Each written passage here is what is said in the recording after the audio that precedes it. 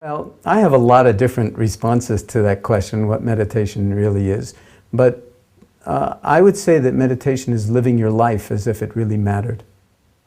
And that means you got to be here for it, with awareness and with a certain degree of kindness towards oneself and an understanding of the deep interconnectedness of all life and all beings.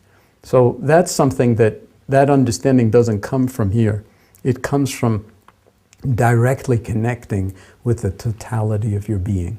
And the first foundation of mindfulness is the body. So that's a wonderful place to start.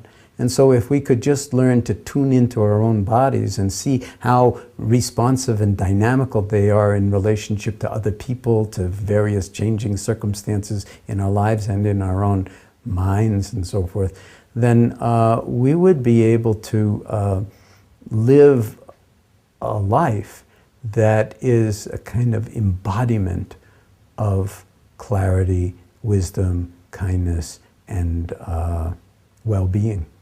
And it's not some kind of Mount Everest that we have to climb. It's closer than close. It's in this very moment. It's in this very breath. That if there's any liberation at all on the planet, it's already here as the potential. And our job, so to speak, or the calling of meditation is to learn how to see the actuality behind the veil of appearance and learn how to inhabit that dimensionality of our being that we so much ignore or take for granted. So there are lots of hidden dimensions to being human. And as we uncover them, we live much bigger and fuller and less self-centered lives. And one of the most obvious of those hidden dimensions, but nevertheless remains totally hidden, even to meditators for long stretches of time, is the present moment. The only moment that we ever are alive in, and yet most of the time we're off someplace else in the past or in the future. And scheming, what we like, what we don't like, what we want to get rid of, what we want to acquire. And all of this is in some sense just my thumbnail encapsulation, living life as if it really mattered. If you only had 36 hours left to live, probably a lot of the things that we worry about would fall away. So why not, never mind, you only have one moment to live. And that's actually literally true. You only have one moment to live.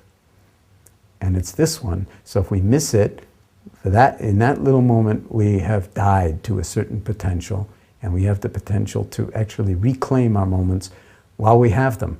Once we're dead, all bets are off. I know different people have different stories about that, but why not appreciate this lifetime and see what it has to offer?